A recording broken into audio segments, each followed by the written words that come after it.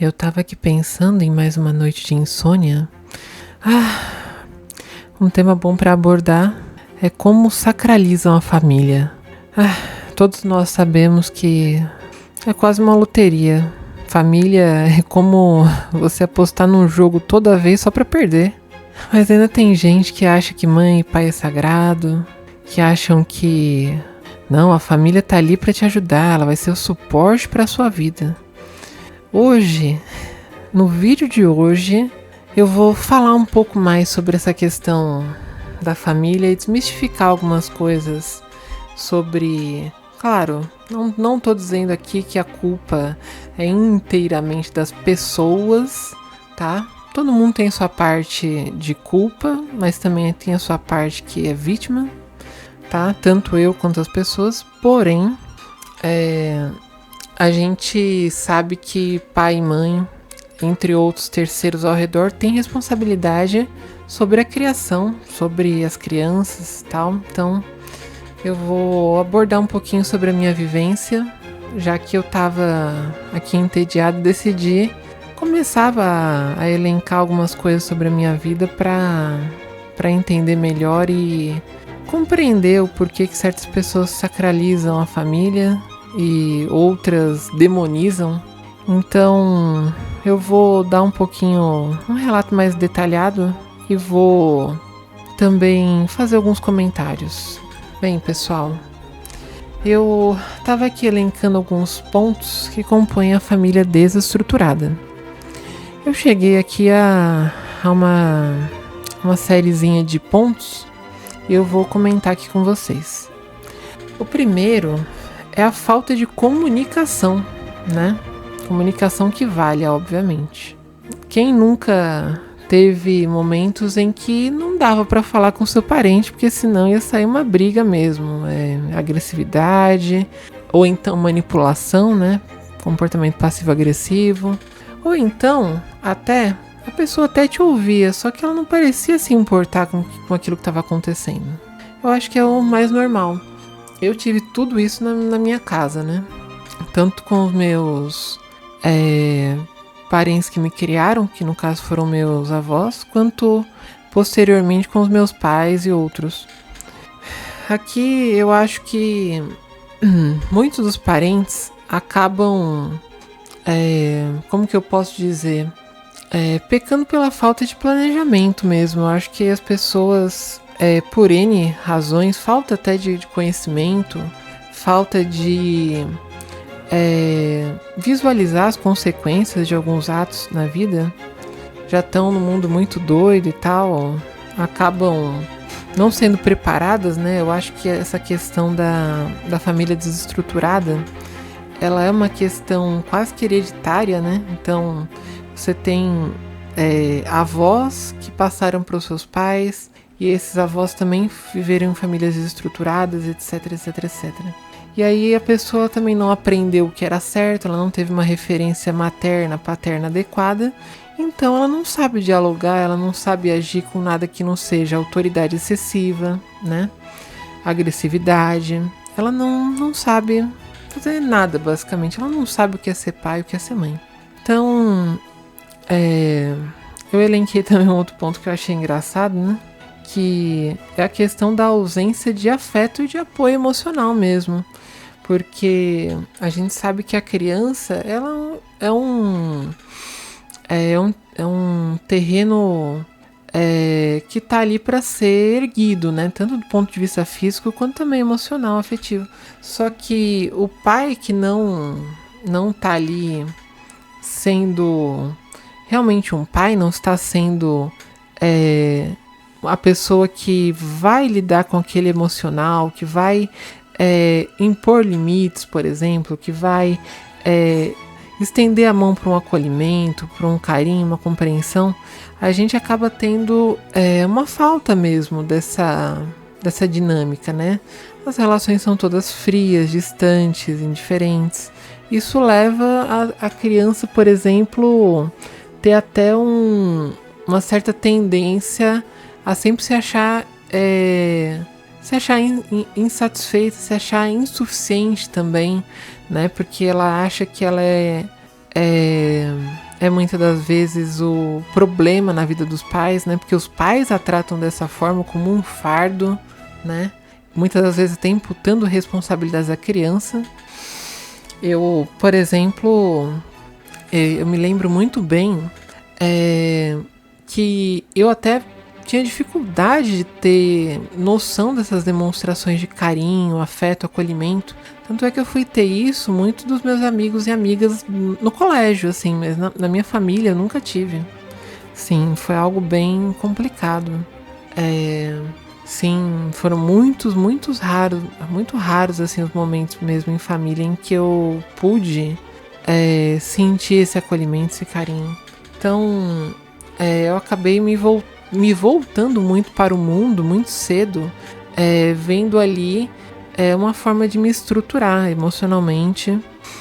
Isso me levou, por exemplo, a sair de casa muito cedo, me levou muitos problemas familiares a repetir, de certa forma, também os problemas que os meus pais passaram nos meus relacionamentos, na minha vida posteriormente. Você vê que é um ciclo, né?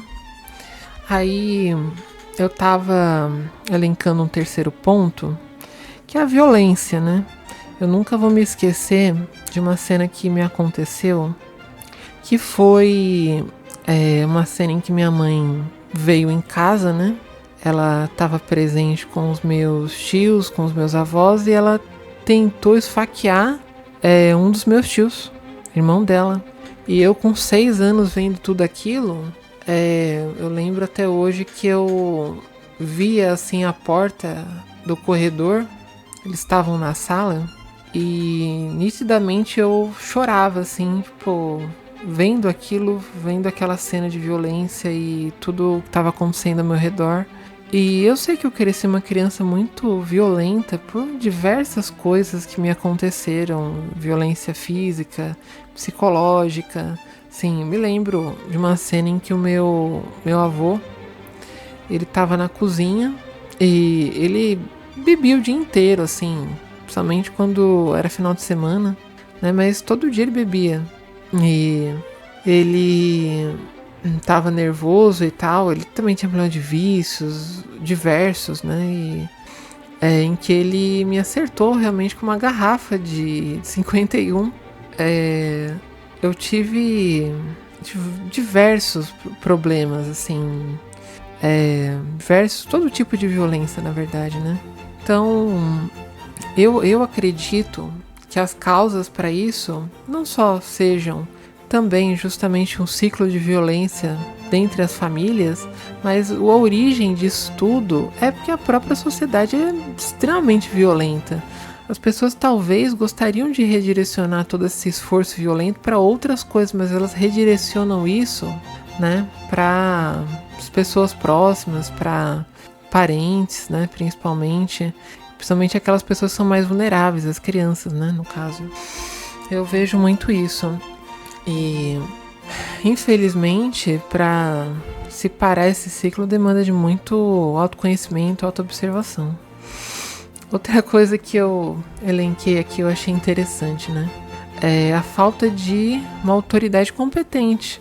Porque o pai, né, durante o crescimento, o desenvolvimento da criança, ele vai ser ali um mediador, né, no caso, entre as questões que a criança não pode tomar sozinha para aquela idade, né? Então, muitas das vezes ocorre ali uma autoridade excessiva, que na verdade não é uma autoridade, né? É uma imposição contra a criança, um excesso de controle, né? O controle por si só já é ruim, mas é um excesso de controle.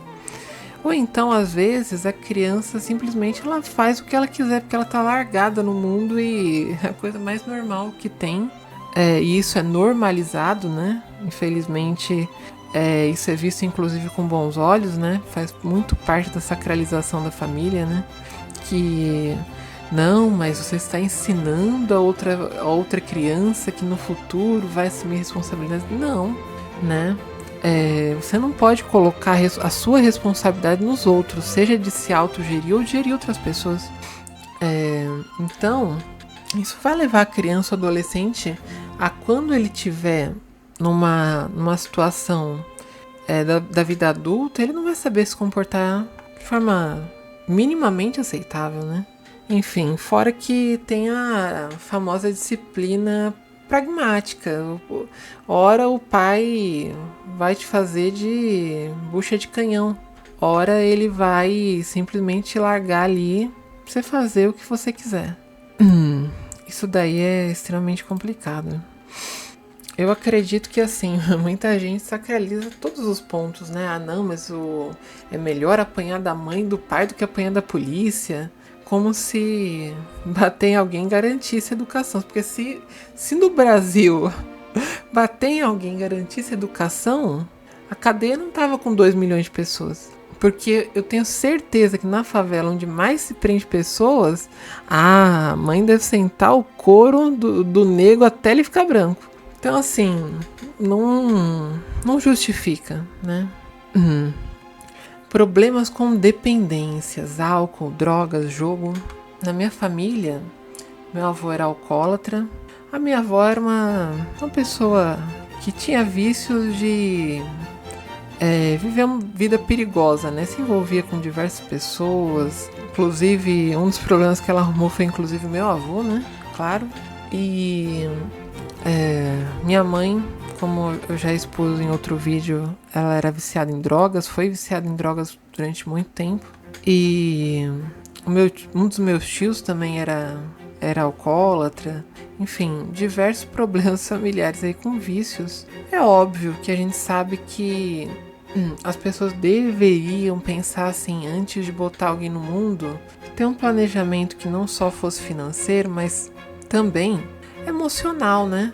Como que uma pessoa que ela tá preferindo se iludir, se entorpecer com uma droga ou com uma conduta inadequada, ela tá ali se predispondo a cuidar de uma criança, né? Sendo que ela vai ter que ser o exemplo para aquela criança, né? Ela vai, obviamente, colocar esses vícios acima das necessidades da família, incluindo fatalmente a criança, né? Enfim, é um problema que me aconteceu muito, né? Óbvio que eu não passei a miséria que eu passei simplesmente porque tudo bem, o mundo é muito desfavorável, realmente. Mas, pô, tinha coisa ali que dava pra mitigar, né? Ainda assim, a gente sabe que o problema com álcool, drogas, enfim, diversas coisas, tá associada a essa sociedade que deixa as pessoas sem esperança mesmo, e é mais uma forma de você redirecionar sua frustração, sua desesperança e aliviar um pouco o seu sofrimento. Mas é claro que tudo isso com uma criança no meio, com crianças no meio, é uma coisa muito complicada.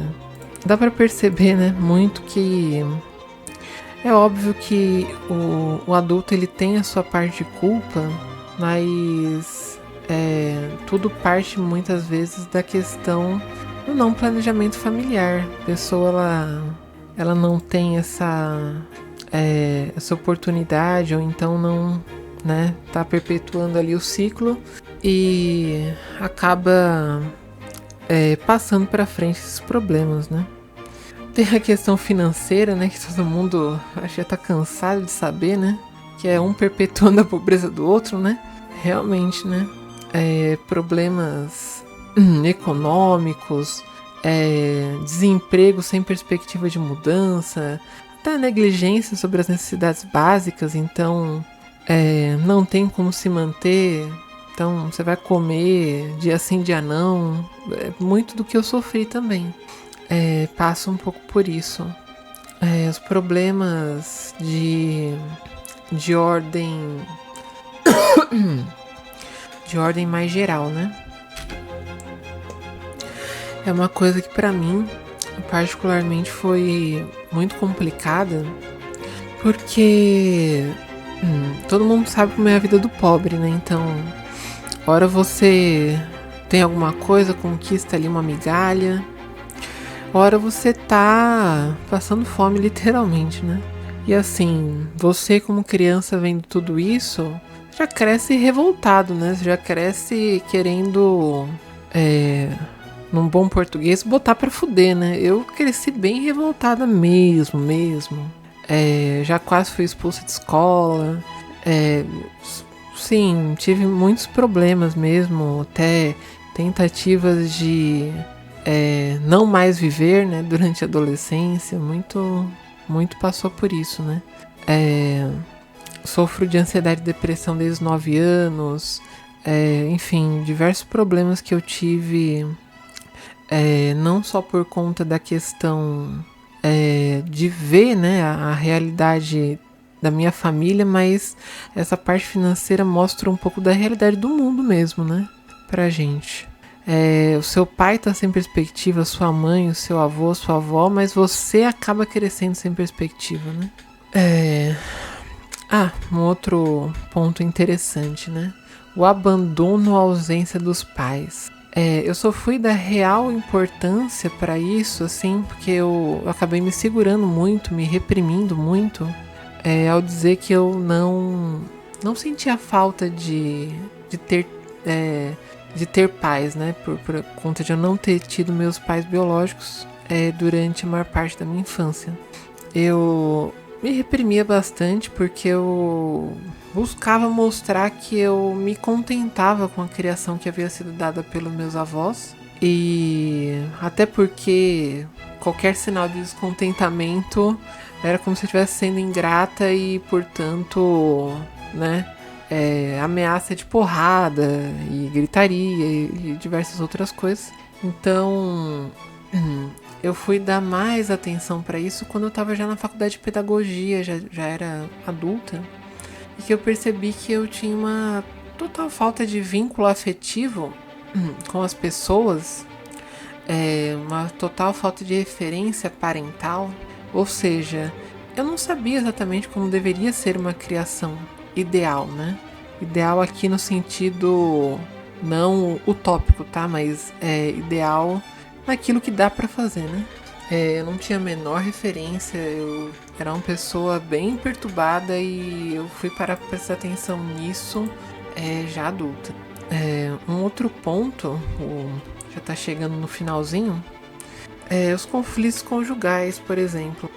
Eu percebi que muitas das vezes, justamente por essa falta de estruturação financeira, até afetiva por parte da mãe ou do pai, a gente fica sendo jogado ali no meio de relacionamentos que o seu pai, a sua mãe acabam contraindo ao longo do tempo, e você tá ali se expondo a pessoas estranhas, muitas vezes na sua casa, durante a sua infância. Isso é uma coisa muito perigosa, assim. Eu cheguei a sofrer violência, enfim, muitas coisas aconteceram por conta justamente dessa condição que é terrível, né? Fora a questão da alienação parental, porque eu conheci, sim, de convívio, né, meu pai e minha mãe já com 11 anos, então logo que eu os conheci, era um falando mal do outro e querendo ter mais a atenção minha do que o outro, e fazendo a caveira do outro para que eu me afastasse de um ou de outro. Ou seja, mais uma vez, meus pais, eles não tiveram a mínima noção de qual deveria ser o papel deles na minha criação, e simplesmente continuaram ali a parte conflituosa da vida deles, me usando, né, como instrumento, né, para atingir o outro. Por último, eu queria falar da questão da negligência mesmo, né, a falta de apoio na questão escolar, nas questões até referentes, por exemplo, a amizades, relacionamentos, falta de supervisão, por exemplo, em relação ao como ali estava se desenvolvendo minha personalidade, meus valores, meus princípios, né? Sim, os meus avós, eles não demonstravam, assim também como posteriormente minha mãe e meu pai, não demonstravam interesse pela minha vida emocional, minha vida social, não demonstravam interesse nenhum. Então eu percebia que eu falar ou não falar com eles era a mesma coisa. né? Não havia um envolvimento, né? Era algo afastado mesmo, né? Então, o que me causava era um sentimento de desamparo e que eu acabo internalizando até hoje. Hoje eu tenho mais noção disso. A ideia de que eu tenho que lidar com tudo sozinha e que eu não vou ter a ajuda de qualquer pessoa que esteja próxima de mim, né? Então, isso levou a um prejuízo funcional, tanto da minha pessoa enquanto adulta, quanto também de confiar nas pessoas, estabelecer relacionamentos saudáveis, etc, né? E assim, para vocês verem que a família não é um poço de sacralidade. Ela é sim um reflexo da sociedade. Ela é reflexo de um mundo em que não temos valores, não temos princípios. E a gente não tem isso não porque as pessoas não querem, porque todo mundo é ruim, todo mundo é mau. É porque a gente tem que pensar que nossos pais, nossos avós e assim por diante nasceram no mesmo mundo que a gente. Um mundo de quê? De frustração, desamparo, um mundo de problemas gigantescos. Então, não é como se eles tivessem sido criados com uma grande moralidade. Eles acham que foram criados muitas das vezes. Na verdade, eles também não têm valores, não têm princípios. Então, é toda uma questão problemática maior. Ainda assim, o triste é saber que muitas das vezes o pobre só tem mesmo o que contar com a família. E já dá pra perceber que não é muita coisa, né? Realmente é difícil. A gente acaba entendendo que é normal, por exemplo, que uma mãe, um pai coloque ali um padrasto, uma madrasta, dizendo assim, não, mas o seu pai também tem direito, sua mãe também tem direito a ter vida e etc. Mas na verdade o que muitas vezes acontece é uma decisão inconsequente, que é colocada ali por trás de um eufemismo, de não, mas precisa viver e etc. Não é uma decisão consciente e racional, né? Muitas das vezes é colocado que não, mas o seu pai, a sua mãe, na verdade não quis te abandonar. Não, ela tomou essa decisão, ele tomou essa decisão, né? A gente tem que lidar com essa questão da sacralização de uma forma realista, né? Não adianta a gente colocar a família, a mãe, o pai num pedestal, não adianta nada. Eu acho que tudo vai um pouco por esse caminho, né? Então, para você ver que a família ela tá tendo os mesmos problemas da sociedade, o álcool, as drogas, o jogo, enfim, a questão financeira, a falta de perspectiva, então é algo crônico que vai passar ali para a criação do filho. Então, não é uma coisa bonita, né? A criação, ela tá muito longe de ser aquilo que deveria ser.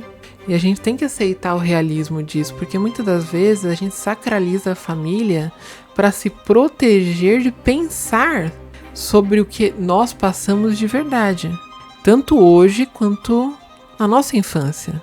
É uma forma de proteção, né?